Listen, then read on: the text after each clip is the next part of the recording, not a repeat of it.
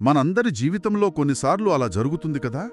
మనం చేసిన తప్పులు, మనం వెనక్కి తిరిగి చూసుకోలేని గడిచిపోయిన రోజులు, అవి మనల్ని వెంటాడుతూనే ఉంటాయి. అవును. అలాంటి ఒక ఉదయాన్నే మనం ఇప్పుడు యాకోబుతో కలిసి చూడబోతున్నాం. ఒక్కసారి ఆ దృశ్యాన్ని మనసులో ఊహించుకోండి. రాత్రంతా దేవునితో పెనుగులాడి ఒక రకంగా గెలిచినా కూడా మీ తొడ ఎముక బిడికింది. ప్రతి అడుగు ఒక నరకంలా ఉంది. కుంటుతూ నొప్పితో నడుస్తున్నారు. దూరంగా చూస్తే దుమ్ము మేఘంలా పైకి లేస్తోంది. అది దగ్గరవుతున్న కొద్దీ మీకు అర్థమవుతుంది, అది కేవలం దుమ్ము కాదు, అది 400 మంది యోధులతో వస్తున్న మీ అన్నయ్య సైన్యమని. 20 ఏళ్ల క్రితం మీరు మోసంతో దోచుకున్న ఆశీర్వాదం ఇప్పుడు ప్రతీకారంగా మిమ్మల్ని నాశనం చేయడానికి వస్తోందా? మీ పిల్లలు, భార్యల ముఖాల్లో భయం చూస్తుంటే గుండె ఆగిపోయినంత పనవుతుంది. సరిగ్గా ఆ ఉత్కంఠ మధ్యలోనే ఆదికాండము 33వ అధ్యాయంలోకి, మన ఈ ప్రయాణాల్లో 35వ భాగానికి స్వాగతం. గత అధ్యాయంలో పెనూయేలు దగ్గర యాకోబు దేవునితో పోరాడాడు. అవును. అతని పేరు మోసగాడు నుండి దేవునితో పోరాడినవాడుగా మారింది. కాని ఆ విజయానికి గుర్తుగా దేవుడతనికి జీవితాంతముండే ఒక బలహీనతను ఇచ్చాడు. ఎందుకంటే ఇకపై యాకోబు తన బలం మీద కాదు, తనను బలహీనపరిచి తన పక్షంగా నిలబడే దేవుని కృప మీద ఆధారపడాలని నేర్చుకోవాలన్నమాట. ఈరోజు మనం చూడబోయేది కేవలం ఇద్దరు అన్నదమ్ముల కలయిక కాదు. ఇది మానవ భయం, దైవిక కృప మధ్య జరిగే ఒక సంఘర్షణ. ఒక మనిషి తన సొంత ప్రణాళికల మీద ఆధారపడటం నుండి దేవుని మీద ఆధారపడి ఆరాధించడం వైపు ఎలా మారాగో చూద్దాం. ఆదికాండము 33 మొదటి వచనం ఇలా చెబుతోంది: యాకోబు కన్నులెత్తి చూచి ఏశావును 400 మంది మనుషులను వచ్చుట చూచి లేయా, రాహేలు ఇద్దరు దాసీలకును పిల్లలను పంచిపెట్టి. ఇక్కడ చూడండి, దేవునితో ముఖాముఖిగా మాట్లాడిన వ్యక్తి ఆ అనుభవం పొందిన వెంటనే మళ్లీ మానవ భయంలోకి ఎలా జారిపోయాడో. వెంటనే అతని పాత స్వభావం, ఆ మోసపూరితమైన ఆ ప్లాన్లు వేసే మనస్తత్వం ఇంకా అతన్లో సజీవంగా ఉంది. అతను వెంటనే తన కుటుంబాన్ని ఒక వ్యూహం ప్రకారం విభజిస్తున్నాడు. 2వ వచనం ఆ వ్యూహాన్ని ఇంకా స్పష్టంగా చూపిస్తుంది. అతడు దాసీలను, వారి పిల్లలను ముందుగాను, లేయాను, ఆమె పిల్లలను వారి వెనుకను, రాహేలును, యోసేపును కడపటను నిలువబెట్టెను. ఇది చదువుతుంటేనే మనసుకు కొంచెం కష్టంగా ఉంటుంది. అవును. యాకోబు తన కుటుంబాన్ని ఒక మానవ కవచంలా వాడుకుంటున్నాడు. తనకు తక్కువ ఇష్టమైన వారిని ముందు పెట్టి ప్రాణంగా ప్రేమించే రాహేలును, యోసేపును చివర్లో దాస్తున్నాడు. ఇది దేవుని మీద విశ్వాసం ఉంచిన వ్యక్తి చర్యలా ఉందా? ఇది విశ్వాసీ జీవితంలో ఉండే నిజమైన పోరాటాన్ని చూపిస్తోంది. దేవుని వాగ్దానాలు మన దగ్గర ఉన్నప్పటికీ కష్టాలు రాగానే మనం మన పాత పద్ధతుల్లోకి, మన సొంత ఆలోచనల్లోకి వెళ్ళిపోతాం. మనం నీతిమంతులుగా తీర్చబడ్డాం, కాని మనలో మిగిలి ఉన్న ఆ పాప స్వభావంతో ప్రతిరోజూ పోరాడుతూనే ఉంటాం. నిజమే. యాకోబు దేవుని వాగ్దానాన్ని పట్టుకోవాల్సింది పోయి తన ప్లాన్ ఏ, ప్లాన్ బిలను నమ్ముకుంటున్నాడు. తన కుటుంబాన్ని అలా నిలబెట్టిన తర్వాత 3వ వచనంలో తాను వారికి ముందుగా పోయి తన సహోదరుని సమీపించు వరకు 7 మార్లు నేలకు సాగిలపడెను. ఇది అతని వ్యూహంలో చివరి అంకమనమాట. 7 సార్లు సాగిలపడటం అంటే ఒక రాజు ముందు సామంతుడు చూపించే సంపూర్ణమైన లొంగుబాటు. 20 ఏళ్ల క్రితం దొంగిలించిన ఆధిపత్యం ముందు ఇప్పుడు ప్రాణభయంతో పూర్తిగా లొంగిపోతున్నాడు. ఇది పశ్చాత్తాపమే అయినా దాని వెనుక భయం దాగి ఉంది. అవును. బహుమతులు పంపాడు, కుటుంబాన్ని అడ్డుపెట్టాడు, ఇప్పుడు సాగిలపడుతున్నాడు. అతని లెక్కల ప్రకారం ఇప్పుడు జరగాల్సింది ఒకటే: ఏశావు నుండి భయంకరమైన ప్రతీకారం. అంతే. కాని 4వ వచనం అతని లెక్కలన్నిటినీ, మన అంచనాలన్నిటినీ తలక్రిందులు చేస్తుంది. 4వ వచనం ఈ అధ్యాయానికే గుండకాయ లాంటిది. అయితే ఏశావు అతన్ని ఎదుర్కొనటానికి పరిగెత్తి అతన్ని కౌగిలించుకొని అతని మెడమీద పడి ముద్దు పెట్టుకొనెను. అప్పుడు వారిద్దరూ కన్నీరు విడిచిరి. ఎంత అద్భుతమైన దృశ్యం! ఇది నమ్మశక్యం కానిది. ప్రతీకారంతో రగిలిపోతూ వస్తున్నాడనుకున్న అన్న పరిగెత్తుకుంటూ వచ్చి కౌగిలించుకున్నాడు. 20 ఏళ్ల పగ, ద్వేషం, గాయం అన్నీ ఒక్క కౌగిల్లో కరిగిపోయాయి. ఒక్క నిమిషం, మనమిక్కడ ఆలోచించాలి. ఇక్కడ ఏశావు మనసును మార్చిందేది? యాకోబు పంపిన బహుమతులా? కాదు. అతని వినయమా? అస్సలు కాదు. తెర వెనుక యాకోబుకు తెలియకుండానే దేవుడు ఏశావు హృదయంలో ఒక అద్భుతం చేశాడు. దీన్నే మనం దైవిక కృప అంటాం. మనం ఏమీ చేయలేనప్పుడు మనపక్షంగా దేవుడు చేసే ఊహించని కార్యం.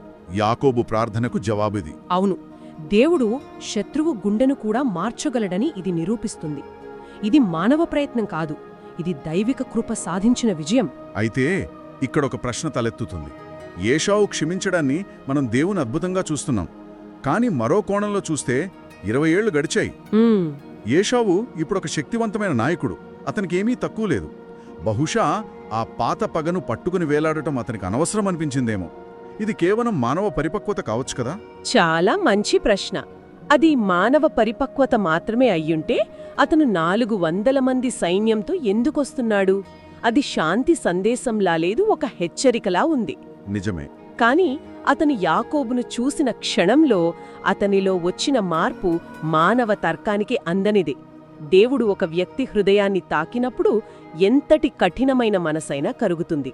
సామెతలు 21.1లో చెప్పినట్లు, రాజు హృదయం యెహోవా చేతిలో నీటి కాలువల వలె ఉన్నది, ఆయన దాన్ని తన చిత్తానుసారంగా త్రిప్పును. ఇక్కడ జరిగిందదే. ఈ క్షమాపణ మనం అర్హులం కాకపోయినా దేవుడు క్రీస్తు ద్వారా మనకు చూపిన కృపకు అద్భుతమైన సూచన. ఖచ్చితంగా. మనం ఆయనకు శత్రువులుగా ఉన్నప్పుడే ఆయన మన వైపు పరిగెత్తుకుంటూ వచ్చి మనల్ని సిలువ అనే కౌగిలిలోకి తీసుకున్నాడు. సరే, ఇక వారి సంభాషణలోకి వెళదాం. 5 నుండి 7వ వచనం వరకు ఏశావు యాకోబు కుటుంబాన్ని చూసి అడుగుతాడు, నీతో ఉన్న వీరెవరు అని. దానికి యాకోబు ఇచ్చిన జవాబులో అతనిలో వచ్చిన మార్పు కనిపిస్తుంది. అతను, దేవుడు నీ దాసునికి దయతో అనుగ్రహించిన పిల్లలు అంటాడు. నా సంపాదన, నా పిల్లలు అని గర్వంగా చెప్పుకోవటం లేదు. ప్రతిదీ దేవుని దయ అని ఒప్పుకుంటున్నాడు. అవును, ప్రతిదీ దేవుని దయ, ఆయన ఉచితంగా ఇచ్చిన బహుమతి అని ఒప్పుకుంటున్నాడు. పెనియేలు అనుభవం అతని మాట తీరును కూడా మార్చేసిందన్నమాట. ఆ తర్వాత సంభాషణ బహుమతుల వైపు మళ్ళుతుంది. 9వ వచనంలో ఏశావంటాడు, నా సహోదరుడా, నాకు చాలినంత ఉన్నది నీది నీవే ఉంచుకొనుము. కాని 11వ వచనంలో యాకోబు పట్టుబడుతూ, దేవుడు నన్ను కరుణించెను గనుక నా యొద్ద సమస్తమూ ఉన్నది అని ఆ బహుమతిని స్వీకరించమని బ్రతిమాలాడుతాడు. ఈ 2 వాక్యాల్లో ఒక అద్భుతమైన వ్యత్యాసం దాగి ఉంది. ఏశావు నాకు చాలినంత ఉంది అన్నప్పుడు వాడిన హీబ్రూ పదం రావ్ రావ్. దాని అర్థం సమృద్ధి, చాలా ఎక్కువ అని. ఓ, ఇది లోక సంబంధమైన ఐశ్వర్యాన్ని, లెక్కించగలిగే సంపదను సూచిస్తుంది. కాని యాకోబు నా యొద్ద సమస్తమును ఉన్నది అన్నప్పుడు వాడిన హీబ్రూ పదం కోల్ కోల్. దాని అర్థం సర్వస్వం, అంతా అని. ఆ 2 పదాలలో ఎంత తేడా ఉందో చూడండి. ఏశావు తన సంపదను లెక్కిస్తున్నాడు, కాని యాకోబు తన స్థితిని ప్రకటిస్తున్నాడు. అంటే ఏశావు దగ్గర చాలా వస్తువులున్నాయి, కాని యాకోబు దగ్గర సర్వస్వం ఉంది. ఎందుకంటే అతని దగ్గర దేవుడున్నాడు. దేవుడు తనతో ఉన్నాడు కాబట్టి లెక్కతో సంబంధం లేకుండా తనకు అన్నీ ఉన్నాయని భావిస్తున్నాడు. అది ఆలోచన విధానంలో వచ్చిన అసలైన మార్పు. సరిగ్గా. ఆ తర్వాత 10వ వచనంలో యాకోబు ఒక మాట అంటాడు, అది ఈ అధ్యాయానికి కిరీటం లాంటిది. నేను దేవుని ముఖము చూచినట్లు నీ ముఖము చూచితిని. ఇది కేవలం పొగడ్త కాదు. ముందు రోజు రాత్రి అతను పెనియేలులో దేవుని ముఖాన్ని, అంటే పిని ఎలోహీం, చూసి బ్రతికాడు, ఆయన కృపను పొందాడు. ఇప్పుడు 20 ఏళ్లుగా తన శత్రువైన సహోదరుని ముఖంలో అదే దేవుని కృపను, అదే క్షమాపణను చూస్తున్నాడు. దేవుని క్షమాపణను అనుభవించిన వ్యక్తి మనుషుల ముఖంలో కూడా దేవుని ప్రతిరూపాన్ని చూడగలడు. అవును. ఇక 12వ వచనం నుండి వారి ప్రయాణం గురించి చదువుతాం. ఏశావు తనతో పాటు శేయీరుకు రమ్మని యాకోబును ఆహ్వానిస్తాడు. కాని యాకోబు తన పశువులు, పిల్లలు బలహీనంగా ఉన్నారని చెప్పి సున్నితంగా తప్పించుకుంటాడు. ఏశావు వెళ్ళిపోయాక యాకోబు శేయీరుకు బదులుగా సుక్కోతుకు, ఆ తర్వాత షేకెంకు వెళ్తాడు. ఇక్కడ యాకోబులో ఇంకా పూర్తి మార్పు రాలేదని అనిపిస్తుంది. దేవుడు చెప్పిన బేతేలుకు వెళ్లకుండా సౌకర్యంగా ఉన్న షెకెంలో ఎందుకు ఆగిపోయాడు? ప్రమాదం తప్పిపోయాక దేవుని మాటలు తేలిగ్గా తీసుకున్నాడా? ఇది విశ్వాస జీవితంలో ఉండే మరో వాస్తవికత. దీన్ని పాక్షిక విధేయత అనవచ్చు. యాకోబులో గొప్ప మార్పొచ్చింది, కాని అతను ఇంకా పరిపూర్ణుడు కాలేదు. మన జీవితాలు కూడా ఇంతే. నిజమే. దేవుని అద్భుతాలు చూసిన తర్వాత కూడా కొన్నిసార్లు మనం సౌకర్యాన్ని, భద్రతని ఎంచుకుని దేవుని పూర్తి చిత్తాన్ని పక్కన పెడతాం. ఈ నిర్ణయమే తరువాతి అధ్యాయంలో దీనా విషయంలో జరిగిన ఘోరానికి పునాది వేసింది. ఇది మనకొక హెచ్చరిక అన్నమాట. అయితే కథ అక్కడతో ముగిలేదు. 18 నుండి 20 వచనాల్లో మనం ఒక ముఖ్యమైన మలుపు చూస్తాం. యాకోబు షెకెములో ఒక భూమిని కొని 20వ వచనంలో అక్కడ ఒక బలిపీఠమును ప్రతిష్ఠించి దానికి ఏలోహే ఇశ్రాయేల్ అని పేరు పెట్టెను. ఇది చాలా ప్రాముఖ్యమైనది. యాకోబు ప్రయాణం యొక్క అంతిమ లక్ష్యం భద్రత కాదు, ఆరాధన. ఆ బలిపీఠం దేవుని నమ్మకత్వానికి, ఆయన కృపకు ఒక శాశ్వతమైన గుర్తు. అన్నిటికన్నా ముఖ్యంగా అది యాకోబు యొక్క కొత్త గుర్తింపుకు సాక్ష్యం. ఆ పేరు చూడండి, ఏలేలోహే ఇశ్రాయేలు అంటే దేవుడు ఇశ్రాయేలు యొక్క దేవుడు. అవును. అతను ఇకపై అబ్రహాము దేవుణ్ణి లేదా ఇస్సాకు దేవుణ్ణి అని మాత్రమే చెప్పడం లేదు. అతను ఎప్పుడూ తన కొత్త పేరుతో, కొత్త గుర్తింపుతో ఇశ్రాయేలు దేవుణ్ణి ఆరాధిస్తున్నాడు. మోసగాడి జీవితం ముగిసింది. దేవునితో నడిచే యోధుడి జీవితం ఆరాధనతో ప్రారంభమైంది. ఈ అధ్యాయం మొత్తం చూస్తే యాకోబు కథ మనందరి కథ. దేవుని వాగ్దానాలున్నా భయంతో సొంత ప్రణాళికలు వేసుకుంటాం. కాని దేవుని కృప మన భయాలను, మన అంచనాలను మించి పనిచేస్తుంది. అయితే దేవుడు మన భయాలను తొలగించడం మాత్రమే కాదు, మనల్ని ఆరాధకులుగా మార్చాలని కోరుకుంటున్నాడు. ఇక్కడే మనం ఒక లోతైన ఆత్మపరిశీలన చేసుకోవాలి. మన జీవితంలో ఉన్న ఏషావులను, అంటే అప్పులు, అనారోగ్యాలు, సంబంధాలలోని సమస్యలను పరిష్కరించడానికి మనం దేవుణ్ణి ఒక సాధనంగా వాడుకుంటున్నామా? ఇది చాలా ముఖ్యమైన ప్రశ్న. మన ప్రార్థనలు కేవలం మన అవసరాల జాబితాను దేవుని ముందు పెట్టడంతోనే ముగిసిపోతున్నాయా?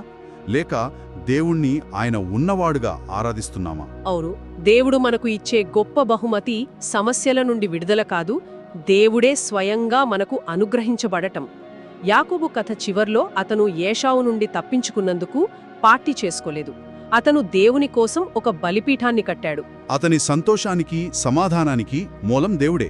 సరిగ్గా. యేసుక్రీస్తు శిలువపై మరణించింది మన జీవితాలను కొంచెం సులభతరం చేయడానికి కాదు. ఆయన మనల్ని దేవునితో ఒక సన్నిహిత వ్యక్తిగత సంబంధంలోకి తీసుకురావడానికే ఆ భయంకరమైన శ్రమను అనుభవించాడు. ఆయన మన నుండి మతపరమైన ఆచారాలను కాదు, మన హృదయాన్ని కోరుకుంటున్నాడు. కాబట్టి ఈ వాక్య ధ్యానం కేవలం జ్ఞానం సంపాదించడంతో ఆగిపోకూడదు. ఈ రోజంతా ఈ సత్యాలను మననం చేసుకుందాం. మన జీవితంలో దేవుడు కేవలం సహాయకుడు కాదు, ఆయనే మన సర్వస్వం అనే సత్యాన్ని గ్రహిద్దాం. మన భయాలను, ప్రణాళికలను పక్కన పెట్టి ఆయన్నే ఆరాధిద్దాం. ఈ లోతైన విశ్లేషణ విన్న తర్వాత కొన్ని ప్రశ్నలతో మిమ్మల్ని ఆలోచింపజేయాలని కోరుకుంటున్నాం. దయచేసి మీ సమాధానాలను కామెంట్ సెక్షన్లో పంచుకోండి. మొదటిది, ఈ అధ్యాయం ద్వారా మీరు నేర్చుకున్న కొత్త సత్యం ఏమిటి? రెండవది, దేవుడు ఈ వాక్యం ద్వారా మీతో వ్యక్తిగతంగా ఏమి మాట్లాడుతున్నాడు? మరియు మూడవది, ఇది విన్న తర్వాత మీరు ఆచరణలో పెట్టబోయే ఒక మార్పు ఏమిటి? మీ సాక్ష్యాలు ఇతరులకు కూడా ప్రోత్సాహకరంగా ఉంటాయి. ఈ సందేశం ద్వారా మీ ఆత్మీయ సహోదర సహోదరీలు కూడా బలపడాలని మీరు కోరుకుంటే వారికి కూడా దీన్ని పంచుకోండి. తదుపరి అధ్యాయంలో మనం మళ్ళీ కలుసుకుందాం. అప్పటి వరకు దేవుని వాక్యాన్ని ధ్యానిస్తూ ఆయనతో మీ సంబంధాన్ని బలపరుచుకోండి. మా ఛానల్కు సబ్స్క్రైబ్ చేసుకోవడం మర్చిపోకండి. దేవుడు మిమ్మును దీవించునుగాక.